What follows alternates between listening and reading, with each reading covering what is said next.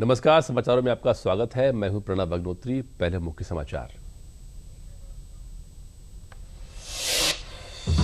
PM Narendra Modi आज जेवर में नोएडा इंटरनेशनल एयरपोर्ट का उद्घाटन करेंगे, जिससे 24 साल का इंतजार खत्म होगा। यह एशिया का सबसे बड़ा ग्रीनफील्ड हवाई अड्डा है, जो 11,200 करोड़ रुपए के निवेश से बना है।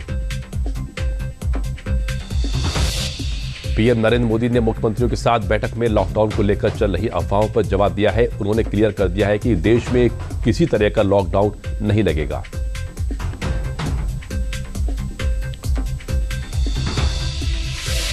नेपाल में नई सरकार बनते ही सियासी हलचल तेज हो गई है। प्रधानमंत्री बालेन के नेतृत्व में बनी सरकार ने शपथ लेने के 24 घंटे के भीतर ही बड़ा और सख्त फैसला लेते हुए पूर्व प्रधानमंत्री केपी शर्मा ओली और पूर्व गृहमंत्री रमेश लेखक को गिरफ्तार कर लिया है।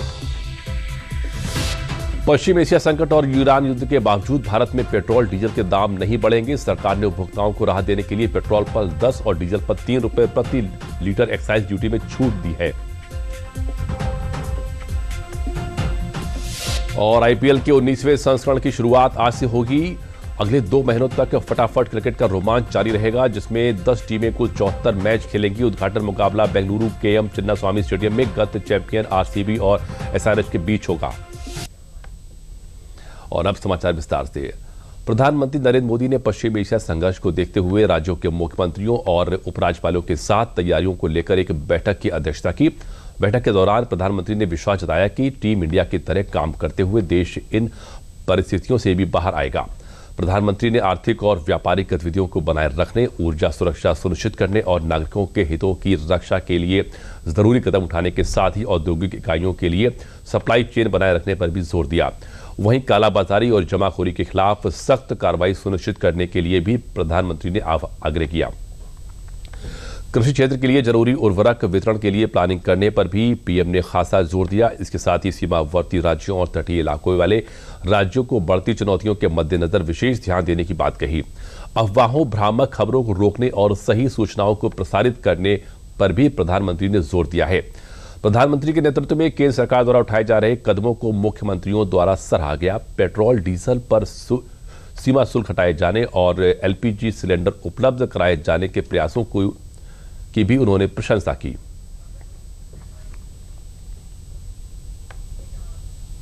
प्रधानमंत्री नरेंद्र मोदी आज उत्तर प्रदेश के जेवर में नोएडा इंटरनेशनल एयरपोर्ट के पहले चरण का उद्घाटन करेंगे। 11,200 करोड़ की लागत और सालाना 1.2 करोड़ यात्रियों की क्षमता वाले इस अंतर्राष्ट्रीय एयरपोर्ट से न सिर्फ यात्रियों का सफर आसान होगा, बल्कि नए रोजगार और व्यापार के जरिए नोएडा, ग्रेटर नोएडा की किस्मत भी बदल जाएगी। देखिए ये रिपोर्ट। क्षेत्र में एयरपोर्ट के आने से परिवर्तन का एक ऐसा चक्र शुरू होता है जो चारों दिशाओं को लाभ पहुंचाता है।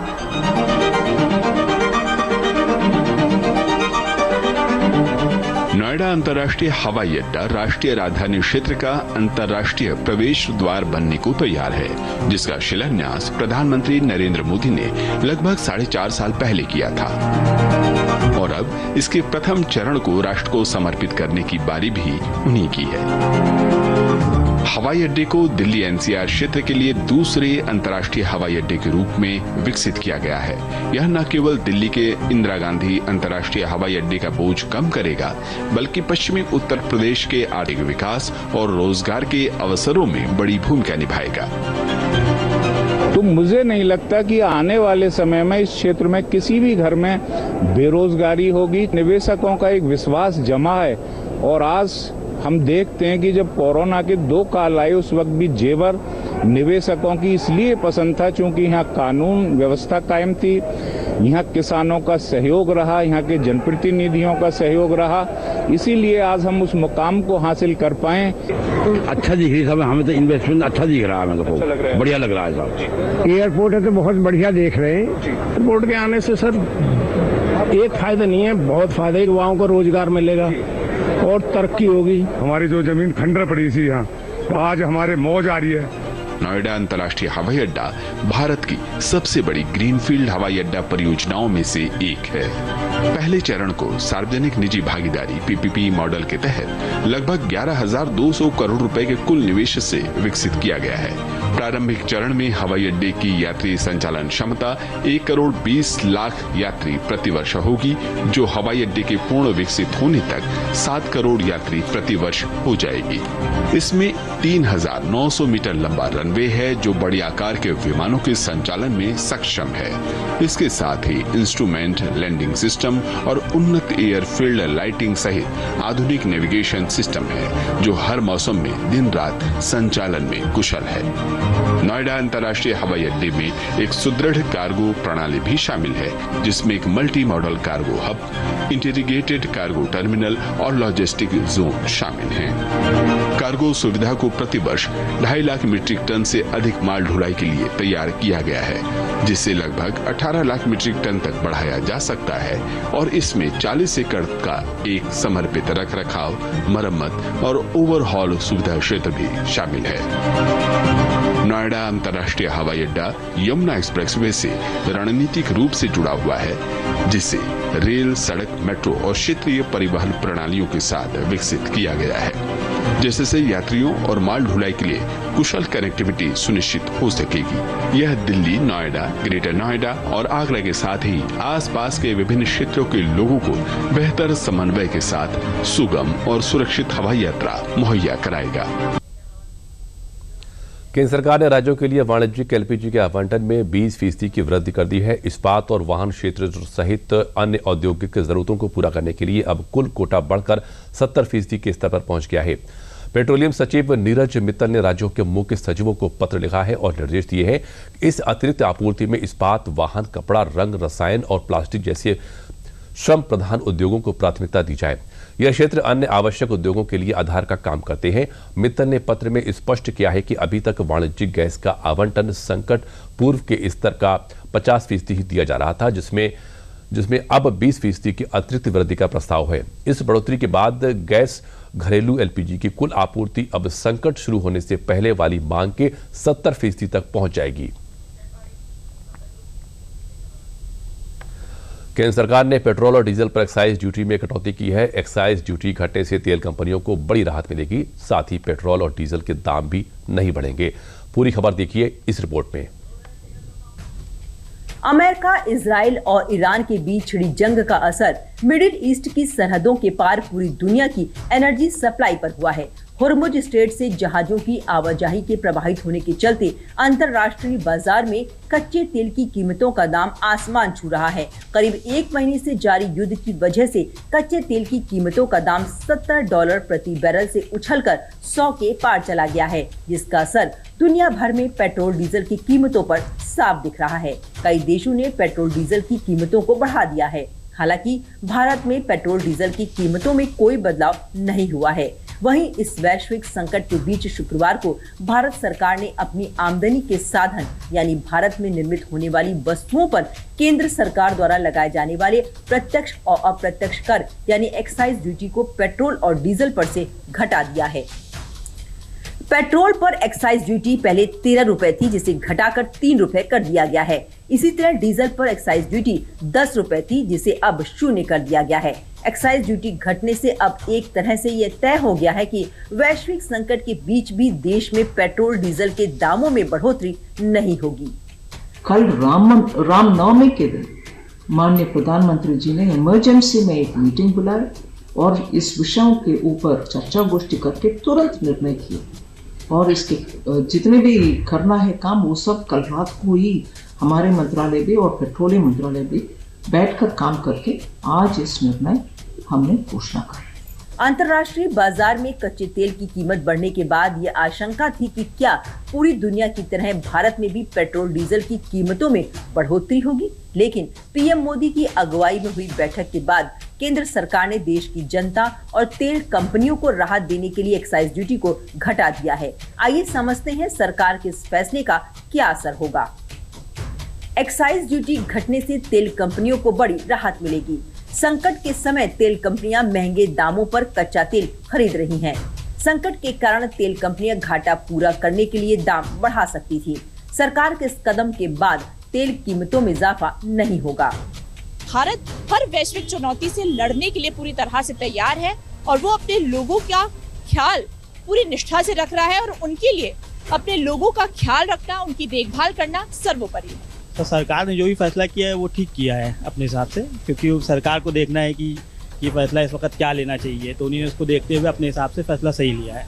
ठीक है मैम, अच्छी चीज़ है हम लोग के लिए। इस बढ़ती महंगाई में जिस हिसाब से सरकार ने हम लोग के प्रति सोचा, बहुत अच्छा कदम है। जिस हिसाब से और देशों में देखा जाए पेट्रोल की कीमतों में 10 से 15% तक की वृद्धि आई है, अपने देश में कम होना एक अच्छी बात है मैम। एक्साइज ड्यूटी उत्पाद शुल्क भारत में निर्मित होने वाली वस्तुओं पर केंद्र सरकार द्वारा लगाए जाने वाला एक प्रत्यक्ष अप्रत्यक्ष कर है। यह कर फैक्ट्री से माल निकलने के समय उत्पादनकर्ता या निर्माता से वसूला जाता है, जिसे बाद में अंतिम उपभोक्ताओं से वसूल लिया जाता है। ये मुख्य रूप से पेट्रोलियम, शराब और तंबाकू उत्पादों पर लगाया जाता है।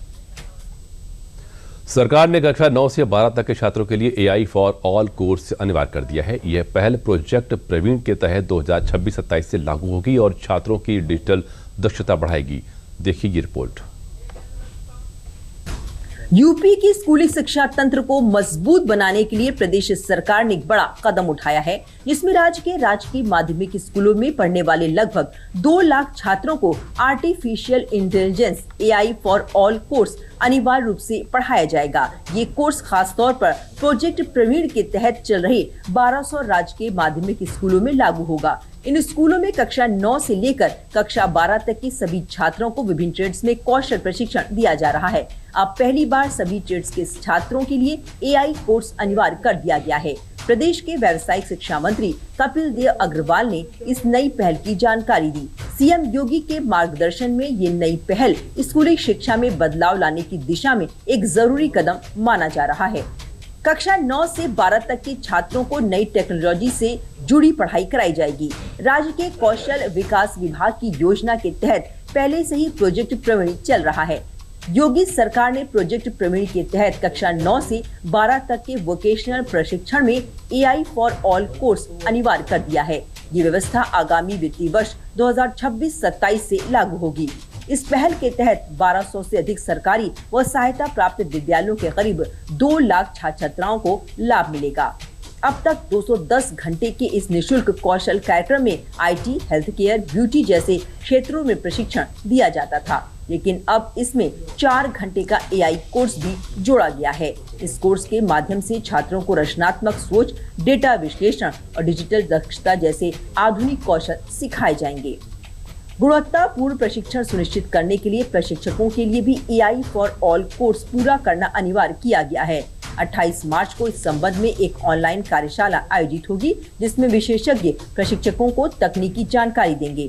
अब नए कोर्स के जुड़ने से छात्रों को और भी आधुनिक जानकारी मिलेगी। इससे वे पढ़ाई पूरी करने के बाद नौकरी के लिए बेहतर तरीके से तैयार हो पाएंगे। सपा के राष्ट्रीय अध्यक्ष अखिलेश यादव द्वारा गैस किल्लत को लेकर दिए गए बयान की भाजपा के काम जनता को केवल लाइन में लगाना रह गया है, जनता के लिए क्या किया। केंद्रीय राज्य मंत्री प्रोफेसर SP सिंह ने पलटवार करते हुए कहा है कि प्रधानमंत्री नरेंद्र मोदी की सरकार ने देश के करोड़ों जनता को खाद्यान्न, आवास, आयुष्मान कार्ड, किसान सम्मान निधि, मुद्रा योजना जैसी योजनाओं से लाभान्वित करने का काम किया है और विपक्ष भगदड़ और भ्रम की स्थिति पैदा कर रहा है। उन्होंने कहा कि प्रधानमंत्री नरेंद्र मोदी ने लोकसभा और राज्यसभा से देश के लोगों को आश्वस्त किया है कि विपक्ष जो भय भगदड़ की स्थिति पैदा कर रहा है उससे जनता पैनिक में न आए। उन्होंने कहा कि हमारे लिए राष्ट्र सर्वोपरि है, इसलिए कृत्रिम अभाव, मुनाफाखोर, जमाखोर और ओवर रेटिंग करने वाले लोगों के यहाँ राज्य सरकार छापेमारी कराए।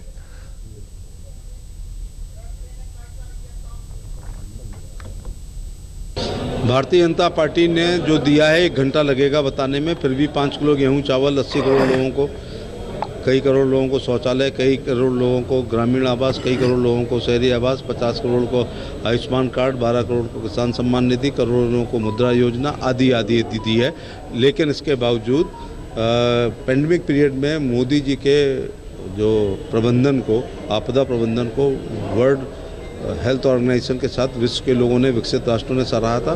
मोदी जी ने राज्यसभा और लोकसभा में देश के लोगों को आश्वस्त किया है कि भय भगदड़ भ्रम की स्थिति जो विपक्ष पैदा कर रहा है उसमें पैनिक में ना आए, कृत्रिम अभाव और मुनाफाखोर, जमाखोर और ओवर रेटिंग लोग ना करें। राज्य सरकारों का ये काम है कि ऐसी जगह छापे पड़ें और हमारे लिए राष्ट्र हित सर्वोपरि है।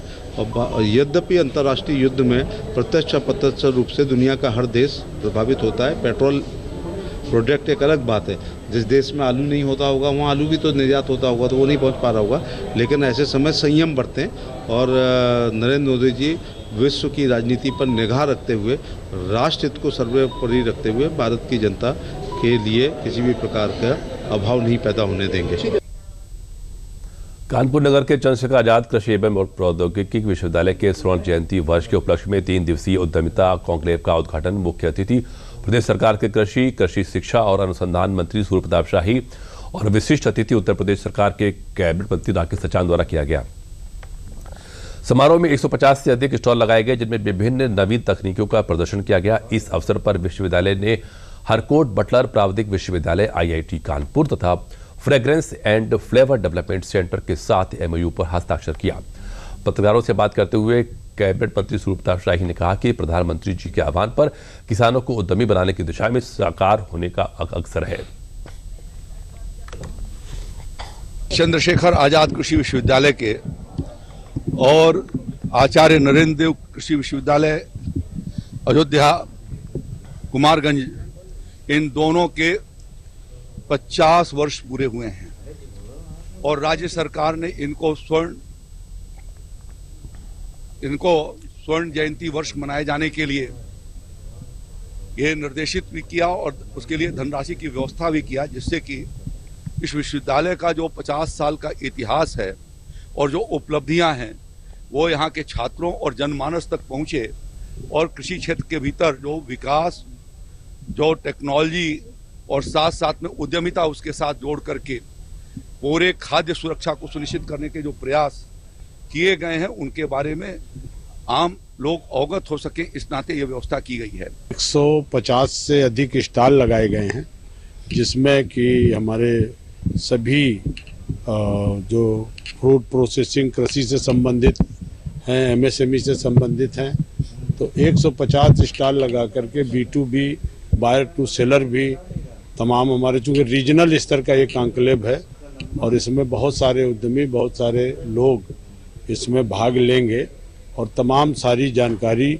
मिलेगी और जितने भी इंसेंटिव हमारे टेक्सटाइल में, MSME में, CM युवा में जितने भी इंसेंटिव हैं वो भी वितरण का ये कार्यक्रम यहाँ पर 3 दिवसीय किया गया है। उसी के आज कार्यक्रम का शुभारंभ यहाँ हुआ। समाचारों में वक्त है छोटे से विराम का।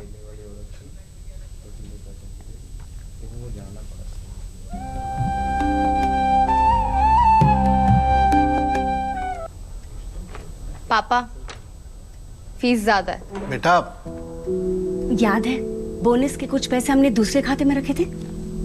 2 साल से खाते में कोई लेन देन नहीं हुआ है, शायद इनऑपरेटिव हो गया होगा। तो अब बैंक जाके या वीडियो KYC से KYC अपडेट कराओ, खाता होगा एक्टिव, एकदम फ्री। चलो।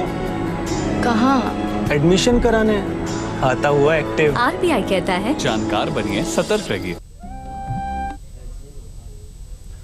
स्वाट टीम प्रथम मेरठ और ATS यूनिट मेरठ ने संयुक्त कार्रवाई में बड़े अवैध टेलीफोन एक्सचेंज का पर्दाफाश किया है। VoIP के माध्यम से देश को आर्थिक क्षति पहुंचाने वाले 6 शातिर अभियुक्त गिरफ्तार किए गए हैं। SSP अविनाश पांडे के निर्देश पर यह अभियान चलाया गया। थाना लिसाड़ी गेट की पुलिस टीम भी इस कार्रवाई में शामिल रही। अभियुक्तों के कब्जे से भारी मात्रा में उपकरण और सिम कार्ड बरामद हुए। पूछताछ में पता चला कि अभियुक्त भोले भाले व्यक्तियों को सिम दिलाकर धोखाधड़ी करते थे। सिम कार्ड्स को VoIP GSM गेटवे मशीन में लगाकर विदेशी कॉल को लोकल कॉल में बदलकर अवैध लाभ अर्जित किया जाता था। नाजिम, फहीम, सुल्तान, फरदीन, शादाब और रईस मुख्य अभियुक्त हैं। 10 एयरटेल के सिम भी बरामद हुए हैं। इनके द्वारा ये किया जाता था कि कुछ लोग जो अपना सिम इशू कराने आते थे उनको ये बताया जाता था कि आज आपका सिम एक्टिवेट नहीं हुआ है, आप कल फिर आइएगा। वो सिम भी एक्टिवेट हो जाता था और अगले दिन भी ये दूसरा सिम एक्टिवेट कर लेते।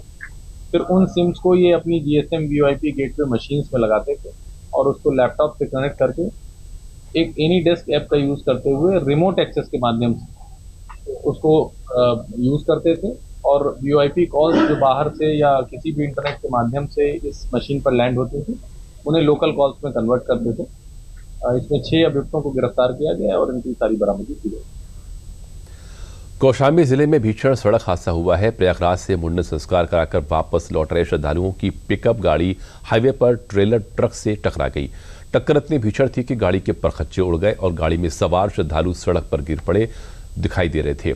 घटना की सूचना पर पुलिस पहुंची और एम्बुलेंस की सहायता से सभी को जिला अस्पताल भेजा गया, जहां उनका इलाज चल रहा है। वहीं अब तक 5 से अधिक लोगों की मौत की जानकारी मिल रही है। स्थानीय लोगों के अनुसार अब तक 8 से 9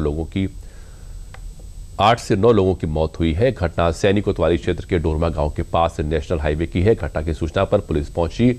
पुलिस ने हादसे में घायल लोगों को एम्बुलेंस से जिला अस्पताल भेजा, जहां अब तक 5 महिलाओं समेत 8 लोगों की मौत की सूचना मिल रही है। सभी घायलों का इलाज चल रहा है।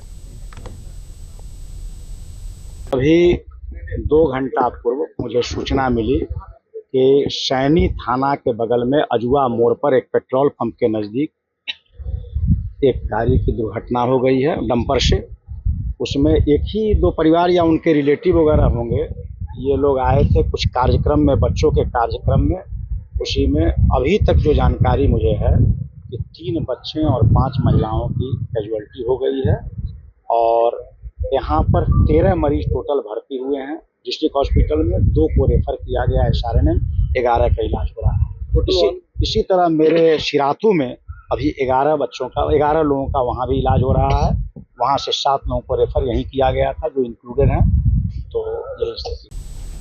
प्रयागराज जिले के बामपुर गांव में शुक्रवार को एक दुखद घटना घटी। घर से निकले 7 बच्चे गंगा नदी में नहाने गए, जिसमें से 4 बच्चों की गंगा की तेज धारा में डूबने से मृत्यु हो गई, जबकि 3 बच्चों को समय रहते आसपास के मछुआरों ने सुरक्षित बाहर निकाल लिया। घटना की सूचना मिलते ही पुलिस और स्थानीय प्रशासन मौके पर पहुंचे। गोताखोरों की मदद से कई घंटों की मशक्कत के बाद चारों बच्चों के शव बरामद किए गए। ऑपरेशन में चारों शव बरामद कर लिए गए। आवश्यक विधिक कार्रवाई करते हुए पोस्टमार्टम के लिए भेज दिया गया। मौके पर जानकारी की गई तो जानकारी में आया कि ये 7 बच्चे खेलते हुए नदी में नहाने के लिए गए थे। नहाते समय एक बच्चा गहरे में चला गया और उसको बचाने के प्रयास में 3 बच्चों की और डूबने से मौत हो गई। पास में कुछ लोग मौजूद थे, शोरगुल सुनकर उन्होंने 3 बच्चों को सकुशल बचा लिया। 4 बच्चे नहीं बचा पाए, डूब गए। बरेली में बृहद रोजगार मेले का आयोजन किया गया। इस मेले में 50 से अधिक कंपनियों ने भाग लिया और 100 से ज्यादा स्टॉल लगाए गए, जहां विभिन्न क्षेत्रों में रोजगार के अवसर उपलब्ध कराए गए। मेले में करीब 1000 से अधिक युवाओं ने पंजीकरण कराया और अपनी योग्यता के अनुसार कंपनियों के प्रतिनिधियों से सीधे संवाद किया। इस दौरान कई अभ्यर्थियों का मौके पर ही चयन किया गया, जिससे युवाओं में उत्साह और खुशी देखने को मिली। कार्यक्रम में मुख्य अतिथि के रूप में प्रदेश सरकार के पशुधन मंत्री धर्मपाल सिंह और वन मंत्री डॉक्टर अरुण कुमार ने दीप प्रज्वलित कर कार्यक्रम का शुभारंभ किया और चयनित युवाओं को नियुक्ति पत्र वितरित किए। इस अवसर पर मंत्री धर्मपाल सिंह ने कहा कि सरकार युवाओं को रोजगार उपलब्ध कराने के लिए लगातार प्रयासरत है। ऐसे रोजगार मेले युवाओं को सीधे कंपनियों से जोड़कर उनके भविष्य को नई दिशा देते हैं। उत्तर प्रदेश अब वास्तव में रोजगार देने वाला प्रदेश बना है। उत्तर प्रदेश की बेहतर कानून व्यवस्था के कारण से देश के नहीं दुनिया से उद्यमी उत्तर प्रदेश में पूंजी निवेश करने आ रहा है। मैं भी इसी समय अपना अमेरिका और कनाडा गया था, माननीय मुख्यमंत्री जी ने भेजा था, तो वहाँ लोगों ने प्रशंसा की कि उत्तर प्रदेश में अब कानून का राज्य है, गुंडा राज समाप्त हो गया है, हम आएंगे। तो यहाँ बरेली में भी अभी 1000 करोड़ की डेयरी इंडस्ट्री, एथोनॉल मिल और बड़ी चीनी मिल लगी हैं। उत्तर प्रदेश बरेली में और अच्छे उद्योग लगने का काम हो रहा है। तो यहाँ अब नौजवानों को रोजगार भी मिल रहा है, उद्यमियों को काम करने का अवसर भी मिल रहा है, इसलिए उत्तर प्रदेश अब बहुत आगे बढ़ रहा है। ये मेरे लिए बहुत सौभाग्य की बात है। इस रोज़गार मेले के बारे में मुझे यूट्यूब से और अपने फ्रेंड्स वगैरह से पता चला था, तो मैं आई थी यहाँ पे और आज ही मेरी जॉइनिंग हुई है। और ये बहुत अच्छी सेवा है, इससे हमें अपने पैरों पे खड़े होने का मौका मिल रहा है, तो सबको करना चाहिए। मैं बहुत खुश हूँ, मुझे SRMS IMS में जॉब मिली है, ऑफिस क्लर्क में। बहुत टाइम से प्रयास कर रहे थे, 1, 2, 3 सालों से। योगी जी के लिए थैंक यू, धन्यवाद हमें ये सब मेला लगाने के लिए और जॉब देने के लिए। जी अच्छा लगा। पहले योगी जी का रोजगार मेला लगा हुआ है। पहले मैं थोड़ी सी पता नहीं रोजगार मेला में होगा, सिलेक्शन नहीं होगा, लेकिन जब मैं यहाँ पे आई तो मैं आई तो फिर थोड़ा अच्छा लगा और फिर सिलेक्शन भी हो गया। और प्लस मुझे रिसेंटली ऑफर लेटर भी मिल गया इनफैक्ट, और अच्छा लगा।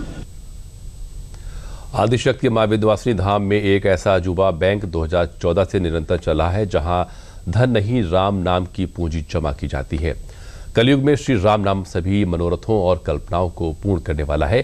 प्रभु श्री राम सेवा चैरिटेबल ट्रस्ट के तत्वाधान में राम प्रेमी भक्तों को निःशुल्क राम नाम पुस्तिका लिखने के लिए दिया जाता है। राम नाम लेखन बैंक में लाखों लाख राम लेखन पुस्तिका संग्रह की गई हैं। यही नहीं, राम भक्त प्रेमियों को ट्रस्ट के माध्यम से सुदूर प्रांत कोरियर के माध्यम से राम पुस्तिका निःशुल्क भेजी जाती है। यही नहीं, मुस्लिम परिवार भी राम नाम लिखता है और मुस्लिम बालिका रजिया रहती है कि राम सिराजे हिंद है, राम का नाम पवित्र है, लिखने में आत्म अनुभूति होती है।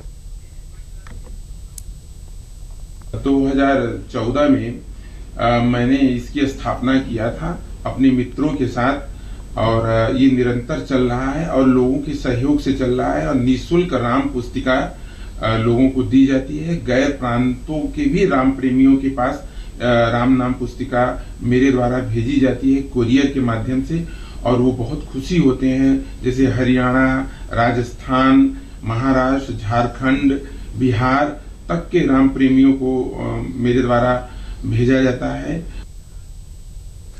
जहां ईरान, इजराइल और अमेरिका युद्ध के कारण देश में जगह जगह पेट्रोल डीजल पर तरह तरह की अफवाह फैलाई जा रही है।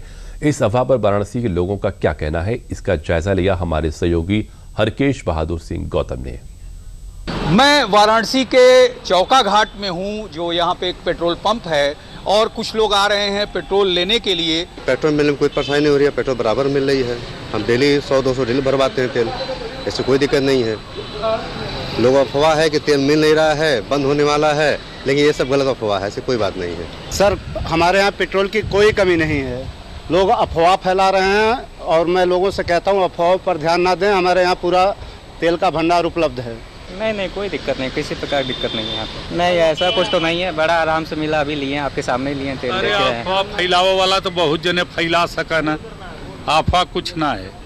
तो ये जो जनता है जागरूक है काशी की, स्पेशली देखिए सारे लोग यही कह रहे हैं कि अफवाह फैलाई जा रही है और ईंधन यानी पेट्रोल मिलने में कोई दिक्कत नहीं हो रही है। कैमरा पर्सन मनीष सिंह के साथ doctor Harkesh Bahadur Singh Gautam, DD news, Varanasi. संत कबीर नगर के जिलाधिकारी आलोक कुमार ने समीक्षा बैठक में कहा कि जनपद में पेट्रोल, डीजल और घरेलू गैस का पर्याप्त भंडार उपलब्ध है। पुलिस अधीक्षक संदीप कुमार मीणा और जिला पूर्ति अधिकारी की मौजूदगी में तेल कंपनियों को निर्बाध आपूर्ति जारी रखने के निर्देश दिए गए हैं। जिलाधिकारी ने जनता से अपील की कि केवल जरूरत के अनुसार ईंधन खरीदें और अफवाह फैलाने वाले लोगों पर सख्त कार्रवाई होगी। देखिए, जनपद में किसी भी डीलर के यहाँ पेट्रोल और डीजल के स्टॉक की कमी नहीं। आज ही हमने और कप्तान साहब ने इसकी विस्तृत समीक्षा भी कंपनीज के रिप्रेजेंटेटिव्स और जितने हमारे पंप ओनर्स हैं इनके मालिकों के साथ किया है, और कहीं पर भी ये समस्या नहीं आई कि उनको सप्लाईज कंपनी से नहीं मिल रही हैं या सप्लाई बाधित है। और पिछले 2-3 दिनों में ये भी पाया गया है कि जो यहाँ पर जनपद का सामान्य जो खपत है उससे 3 गुना करीब ज़्यादा 3 दिनों में खरीद हुई है। इस वजह से, इसकी वजह यह है कि लोगों को ये लग रहा है कि जिस प्रकार से एलपीजी की लाइन लगी थी और कोई क्राइसिस हो जाएगी तो आगे तेल नहीं मिलेगा, तो ये अफवाह फैल रही है और इस वजह से लोग पैनिक बाइंग कर रहे हैं। तो मेरा अनुरोध है सम्मानित नागरिकगणों से कि जितनी आवश्यकता है उसके अनुरूप ही अपना तेल का और डीजल का इस्तेमाल करें और उसके अनुसार वो क्रय करें। इसके लिए कहीं कोई समस्या नहीं है, नियमित रूप से आपूर्ति हो रही है और इसमें कोई बाधा नहीं है और न बाधा आने दी जाएगी। आज से आईपीएल का रोमांच शुरू होने जा रहा है। बेंगलुरु के चिन्नास्वामी स्टेडियम में आईपीएल के 19वें इंडियन प्रीमियर लीग 2026 के आगाज से पहले क्रिकेट जगत में एक बार फिर रोमांच चरम पर है। हर साल की तरह इस बार भी खिताब की जंग बेहद कड़ी होने की उम्मीद है, जहां अनुभवी सितारों के साथ युवा खिलाड़ी भी अपनी छाप छोड़ने को तैयार है। पहले मैच में गत चैंपियन आरसीबी का सामना सनराइजर्स हैदराबाद से होगा। इस सीजन में भी 10 टीमें हिस्सा ले रही हैं और कुल 70 लीग मुकाबले खेले जाएंगे, जो देश के 13 अलग अलग वेन्यू पर आयोजित होंगे।